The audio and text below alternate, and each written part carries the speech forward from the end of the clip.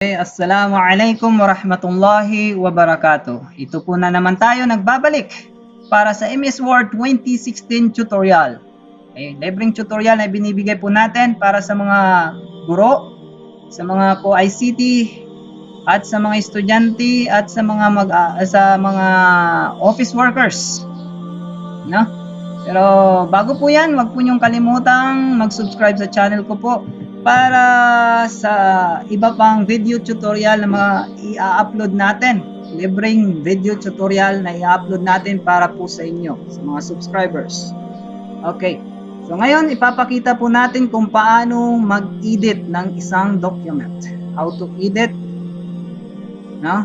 the document. Pero bago po yan, hindi po natin ma-edit yung isang document kung hindi po tayo marunong mag-select ng text. Kaya magfo-focus po tayo ngayon sa 7 ways. Tuturo ko po sa inyo ngayon kung paano po tayo o yung 7 paraan para ma-select yung text. Okay, let's proceed.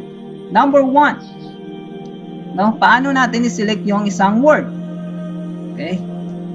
Ngayon papakita ko po sa inyo kung gumagamit po kayo ng touchpad. I-double tap nyo lang po yung touchpad. Okay? Bawa gusto ko i-select si kinakailangan, yung salitang kinakailangan, i-double tap ko lang. Pero bago po natin i-double tap, itatapat po natin yung cursor. Okay? Itatapat po natin doon. Then, tsaka po double tap. Mabilisan po Okay? 1, 2. Ayan po. Isang salita lang po. Okay? Subukan po natin ulit. Halimbawa, ito yung gusto ko i-select, yung selection. Okay? Double tap. 1, 2. Very good. Okay, kung mouse pong gamit nyo, ay kinakailangan pong i-gamitin nyo yung left button. I-double click nyo lang po yun. Mabilisan din po. Okay, let's proceed to number 2. How to select a sentence. Okay, napakadali lang po. Kung gusto natin po i-select ang sentence, ibig sabihin mula dyan hanggang dito, ay hold down lang po natin si control. Hold down lang po natin yung control button.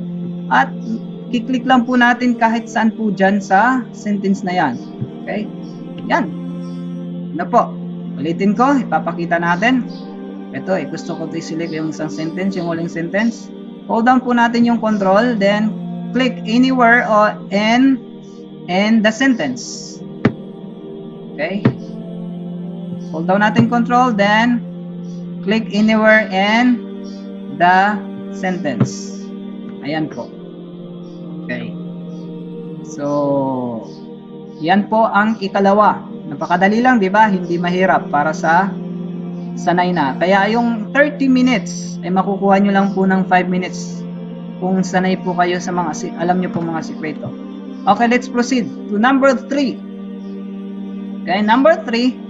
Kung paano po natin i-select yung isang linya, isang line. Ibig sabihin ng isang line, ito po ay isang linya. Ito, yung mula bago hanggang gamitin. At ito naman ang hanggang document ay isang linya. Yung upang hanggang makikita ay isang linya. Ano po? Okay, so simple lang. Ito po yung sinasabi nating selection area. Pupunta po tayo sa selection area dito sa kaliwang bahagi ng document, yung kaliwang margin ng document. Ayan, kung mapapansin nyo, nagbabago po yung cursor ko pag ginigilid ko siya. Ayan. So, pag nandyan na po tayo sa margin at naging arrow na po yung cursor natin, ang gagawin lang po natin ay 1 tap lang po. Kung gusto natin bago i-highlight yung ang hanggang document, itatapat po natin siya siyempre. 1 tap lang or 1 click para sa mouse. Pakita po natin. Wala! Fast and easy. So, napakadali lang po, di ba? Okay, subukan natin dito sa ibaba. Okay, kung sa mouse ay click po. Okay, wala! Fast and easy. Napakadali lang para sa mga marurunong at mahilig pong matuto. Dahil patuloy po sila gagamitin yung pagkakataon para matuto. Lalo na ngayon naka-quarantine pa rin tayo. Kahit naka-GCQ ay naka-quarantine pa rin po tayo. Okay po.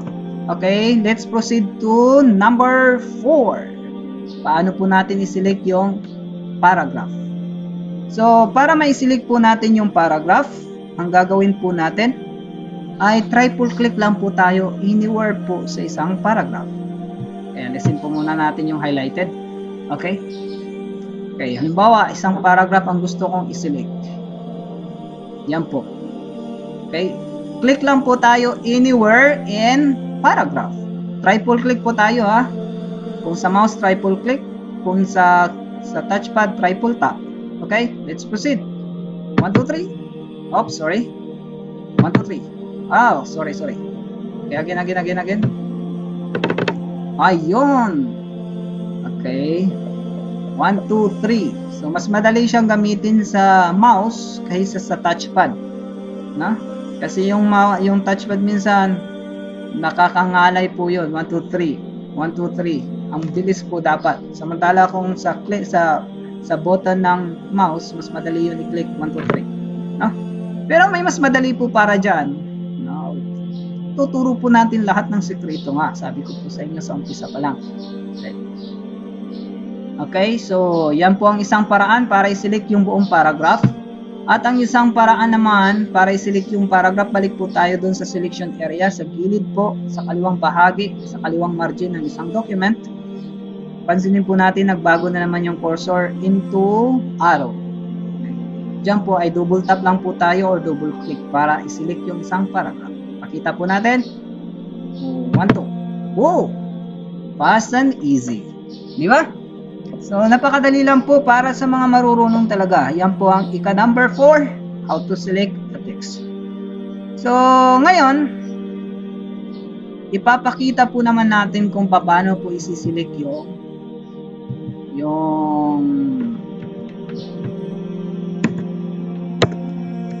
papakita po muna natin kung paano po natin isi-select yung kabuuan, yung whole document. So, number 4 po ito, ano? Sabi nga natin, dito sa gilid, double tap po tayo kapag paragraph. Okay, double tap or double click. Okay? Yan, 2 paragraphs na. Okay, pero pag whole document po ang gusto natin, triple tap po tayo o triple click. Okay po, pakita po natin. Ito po yung ikalimang technique ng pag-select ng text. Okay? 1, 2, 3. Okay, ito natin. Mangalay talagang daliri ko. Okay, 1, 2, 3. Yan. So, doon lang po sa gilid ng margin, sa kaliwang bahagi ng document, ay ita-triple click lang nyo po yun o triple tap. Mas mainam pong triple click. Kasi hindi nakakangalay at mararamdaman nyo. No? Akala nyo kasi minsan pag tap ay akala nyo na gawa nyo ng 3, yung pala ay 2 lang pala, 2 beses.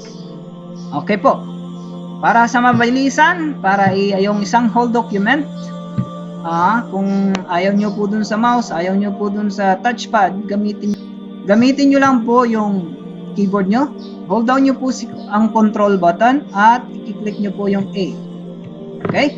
Control A. Hold down yung control at i-click yung A. Ano po? Okay? Yan po ang ikalima. So ngayon, ang ika-6 po kung paano natin i-select yung adjacent words, lines or paragraphs. So, simple lang, ibig sabihin, no? Ibig sabihin, kung gusto natin i-select, ay ganito lang po. Bawa mula dito, hanggang dito. So, i-right click lang po, i-left click lang po natin yung mouse. Then, i-drag lang po natin papunta sa kung saan natin gusto. Okay? Yan, kung saan natin gusto, kayo pong bahala. No? Yan po yan ang ika-6. Okay? Yan. Adjacent. Sabihin, tuloy-tuloy. No? Tuloy-tuloy. Hindi putol-putol. So, ngayon naman, ang gusto naman natin ipakita kung paano yung gagamitin natin ang keyboard. So, yun ang isang technique. Hold down po natin yung left button ng mouse. At ida-drag po natin yung mouse natin kung saan natin ititigil yung gusto nating ma-select. Okay? O kahit hindi natin yan na po yun.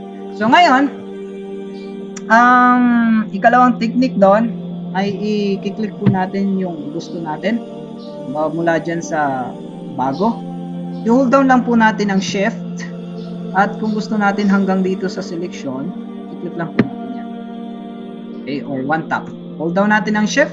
Ulitin ko. Simula dito sa bago. Hold down natin pong shift. Pag na-click na po natin yan, magbi-blink-blink po yung cursor ng document. Tapos hold down natin pong shift. Then i-tap lang po natin doon sa gusto nating ma-highlight. Hanggang doon sa gusto nating ma-highlight. Okay? Wala. Fast and easy. Napakadali lang po, di ba?